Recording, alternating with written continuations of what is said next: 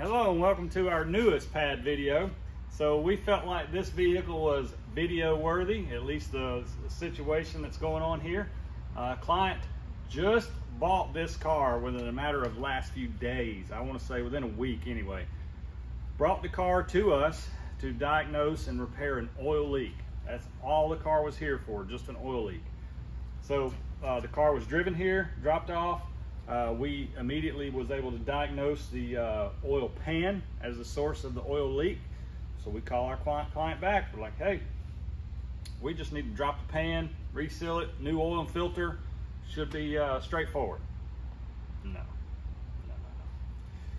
So we dropped the pan, dropped the oil pan, and you can see right here, I've got it off.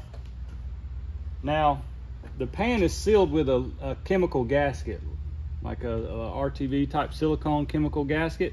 And typically these pans are not so easy to get off. Like they're just, in other words, glued to the bottom of the engine. Well, I noticed this pan, once we got all the bolts out, it was extremely easy to detach from the rest of the engine. It just came off too easy, almost like the pan had been off and somebody just put it right back. Like it was just, and that may have been the source of, the reason the pan was leaking, because it was removed and replaced just without actually putting new gasket material.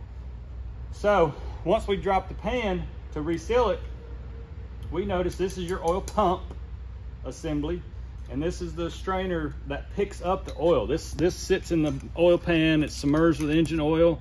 This sucks up engine oil and distributes it throughout the engine.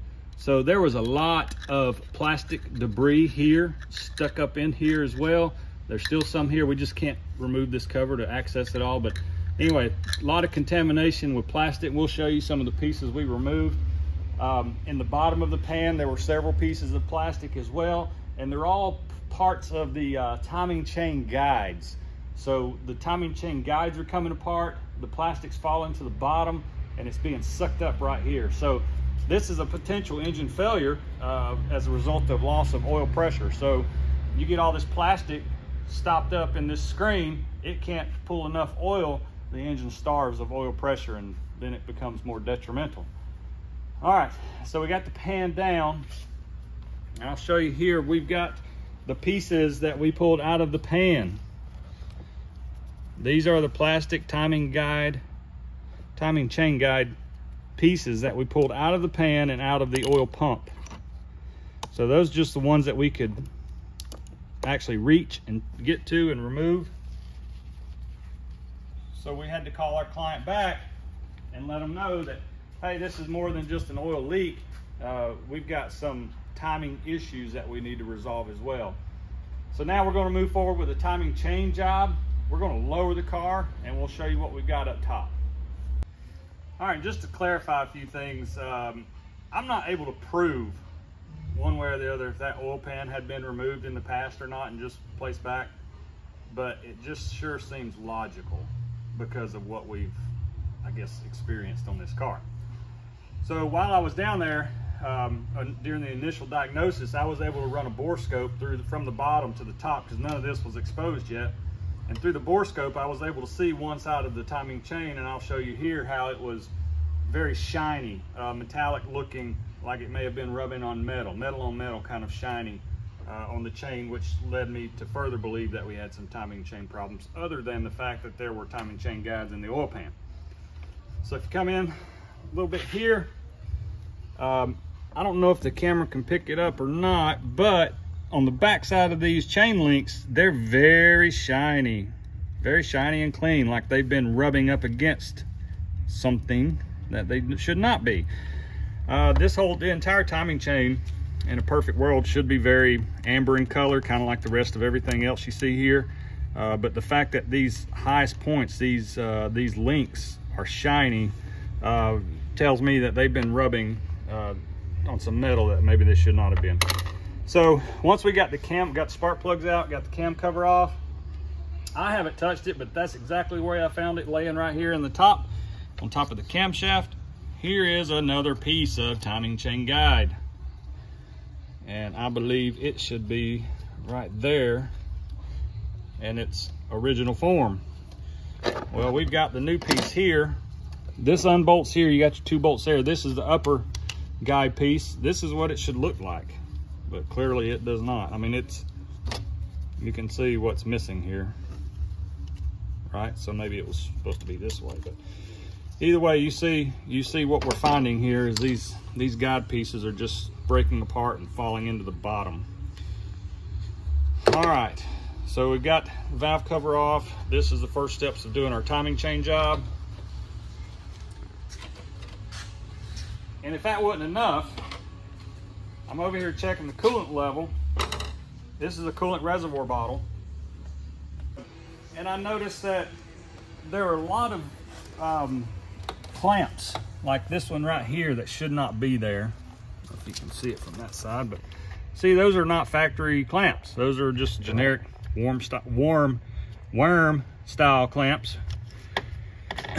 What a mess. So there's a plastic T-fitting down here. That's a coolant route to the turbocharger. And it's common failure item. It's plastic, it gets brittle, it breaks, it leaks coolant. So to see them replaced often is not uncommon.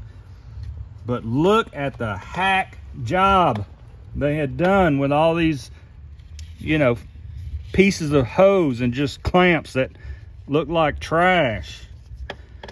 All right, so it gets even one step better. I'm gonna pull this bottle up. Look right here. They've got this hose routed to where it kinks 100%. I don't know how coolant or water would even flow through there. So this is another issue we're going to address for our client. I can't believe someone put that together and looked at it and said, yep, that looks good to me, and go with it. Unreal. So anyway, that's what we're finding so far. Sounds like somebody's been working on the car that should not have been. But anyway, once we get the timing further apart, we get the chains and all, we'll probably add a little bit to the video. So once we get some more pieces off, we'll come back. Okay, so we want to take a moment to show what we found. You can come around here. We've got the front of the engine, the accessories off. We've got the crank pulley out of the way because all this has to be removed for the timing chains to come out. But you can see once we removed it, we're still finding debris from those chain guides.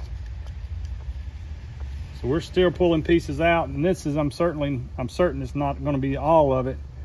This is just what happens to be right here in this area. So once we pull the chains out, we'll show you the rest. Okay, so I want to show you guys something just to clarify. This engine code is an N as in November, N18 engine code. It's a 1.6 liter, but it's a 2012 model. We'll put that in the title and description, but I want to show you, we've got the oil pan removed, and I've got the new oil pump module installed. So this is our new oil pump. We replaced it. There was actually a fault code in the engine control module reference oil pressure issue. But also this filter, this screen here that's submerged in oil, it was just still contaminated heavily with plastic debris from those timing guides. So we want to replace this to reduce or eliminate our risk of having loss of oil pressure because of a clogged screen. Remember, this is like a vacuum. It just sucks that oil up and distributes it throughout the engine. So new oil pump installed. Now to do that, there's a wiring harness that connects to this oil pump. It comes out the back side of the block. It's covered up with a bracket that supports the passenger front drive axle. So of course, to really get this oil pump out properly, I had to remove the drive axle on the passenger side, remove that bracket that supports the bearing for the drive axle, just to disconnect and remove this wiring harness because it is made to the oil pump. So there was a lot more extra work that took place there, but it was necessary to get this out. So I'm going to take you over to the workbench and we'll show you what all parts are going back on the car. All right, so these are a list of the new parts we're putting on. First of all, this is the oil pump chain and sprocket. This was a kit we purchased, oil pump chain kit. It comes with a chain, the crank sprocket, as well as the oil pump sprocket, and new bolts. So there's a new bolt for that sprocket. We've got a new bolt for this one as well. If you notice on the oil pump sprocket. It's got a textured, almost like a ribbed feeling and look, but I can actually feel it. It's textured. So we're replacing it. I believe this texture, this coating helps keep it secured and locked in place. So we're not going to reuse the old one. So here's the new chain guides. You can see they're actually one piece. They look great. They're not all missing parts off of them or chunks. New timing chain for the camshaft. A new crank sprocket for the timing chain. It goes around the crank. And also a new crank bolt. It goes through both sprockets into the crankshaft. And this is the guide we showed you earlier. It goes across the top. And also a camshaft chain tensioner. Now the one we removed from the car, it had separated. So this plunger here was, when I removed it from the car, it just popped out. So it was just a matter of very short time before this thing was just going to self-destruct. So fortunately we caught it in time. We'll show you the parts we removed from the car. Here's the old oil pump.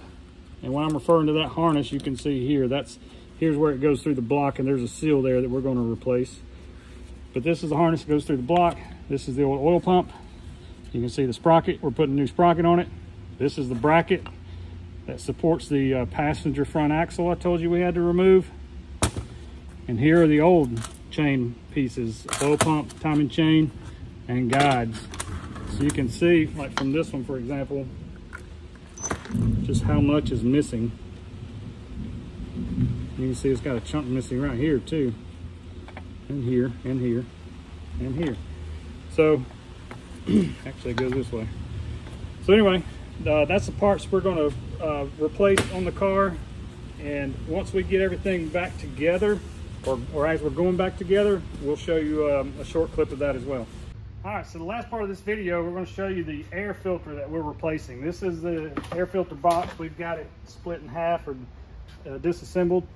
Here's the air filter for the engine that we pulled out of this car. You can see how dirty it looks like. There's been some rodents present. So they've made a home in there at some point. And this is the new filter that's going back in it. So we're replacing the engine air filter. We're going to replace the cabin air filter. There's some more debris that was in there. And earlier in the video, we were talking about the disastrous coolant line setup. Well, we got it removed from the car. And this is what we took out of the car.